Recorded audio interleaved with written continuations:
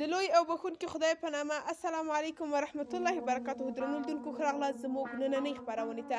نننۍ خپرونې کې راسره عبدالرحمن میلمه دی، ورته ښه راغلاست وایم. ښه راغلاست خپرونې ته. مننه ستاسو هم سلام او ستاسو درنو لیدونکو ته. وعلیکم السلام، مننه.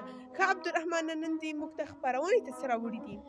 ما نن خپرونې ته تاسو ته په تېره خپرونې کې د 15 او د 6 قابلیت وړاندې کړی. زه غواړم تاسو ته نن د 7 قابلیت وړاندې کړم. ډېر ښه، ماشاءالله. قدرمنونکو، څنګه ستاسې پوهېږي په تېرو خپرونو کې عبدالرحمن د 1 نه تر 6 پورې قابلیتونه وړاندې کړل او نن غواړي 7 قابلیت بیان کړي. مخکې له دې چې عبدالرحمن 7 قابلیت بیان کړي، غواړم یو څو پوښتنې درڅخه وکړم. آیا خوښه دې ده او که نه؟ هو بلې. ډېر ښه. که نو موږ څنګه کولی شو چې ریاضي زده کړو؟ موږ چې هره ژبه زده کوو اول باید الفبا توري زده کړو. موږ چې قرآن عظیم الشان زده کوو اول باید الف ب ت س زده کړو. او په ریاضي کې دا هم مهمه ده چې موږ یو د 3 تر لایه تنهایي پورې زده کړو. ډېر ښه، ماشاءالله. نو کومې نکتې په ریاضي کې ډېرې مهمې دي او ریاضي په څو ډولو ویشل سوې ده؟ ریاضي کې حساب ډېر مهمه دی او ریاضي په 4 بخښه ویشل شوی دی. ښه، نو د تا حساب څومره زده ده او کوم کوم بخشونه دي چې ریاضي پې ویشل سوې ده؟ 4 بخشو باندې ویشل شوی ده: حساب، الجبر، هندسه، مثلثات. اول په ریاضي کې حساب راغلی. حساب ډېر مهمه شی ده. نو حساب مو تر څو پورې زده دی؟ حساب تر لایه تنهایي پورې زما ده. ډېر ښه، ماشاءالله. ښه قدرمنو لیدونکو، اوس به له عبدالرحمن څخه د 7 قابلیت تعریف یا بیان واورو. ښه، نو موږ ته کولی سې 7 قابلیت بیان کړې؟ مهرباني. بسم الله الرحمن الرحیم. قابلیت تقسیم بر 7.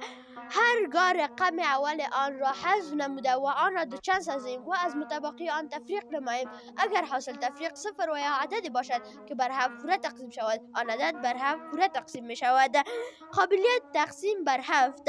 هرگاه رقم اول آن را حذف نموده و آن را دوچند سازیم و از متبقی آن تفریق نماییم، اگر حاصل تفریق 0 و یا عددی باشد که بر 7 پوره تقسیم شود، آن عدد بر 7 پوره تقسیم می شود. ډېر ښه، ماشاءالله. ښه عبدالرحمن، ته به موږ ته د دې مثال هم راکړې. زه غواړم تاسو د مثال په عملي توګه باندې هم کار وکړم. ډېر ښه، ماشاءالله. ښه، نو قدرمن لیدونکو، عبدالرحمن غواړي موږ ته د دې مثال په کتابچه کې واضح کړي. نو تاسو هم له موږ سره اوسئ. 4 9 و په دغه شکل تاسو ته څوک سوال درکوي، دا پر 7 پوره تقسیم کوي. اوس موږ د ده اول رقم ته ګورو. رقم اول آن را حذف نموده. د دغه رقم اول راخلو، دلته یې لیکو. دلته څه ولیکه؟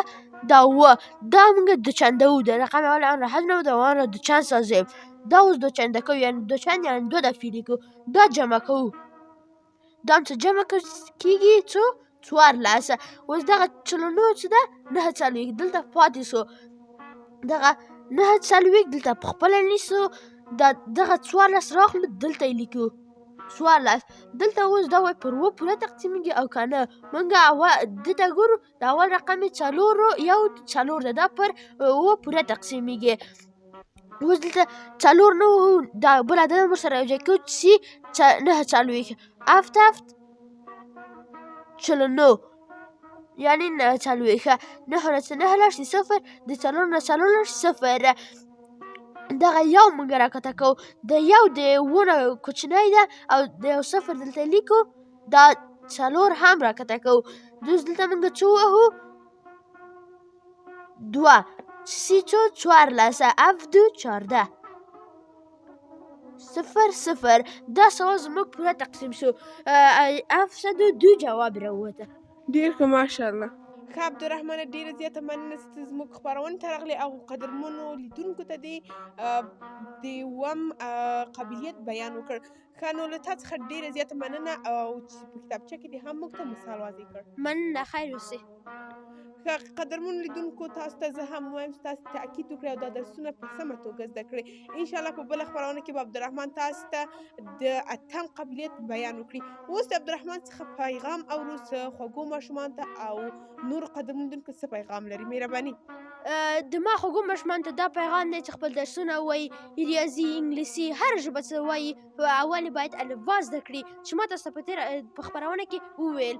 ما پیغام دا دی، خوږو ماشومان باید د خپل درسونه ووایي. ډېر ښه، ماشاءالله. قدرمنو لیدونکو، دا وه زموږ نننۍ خپرونه. تر بلې خپرونې تاسو په لوی رب سپارم. ښاد خوشحاله اوسئ.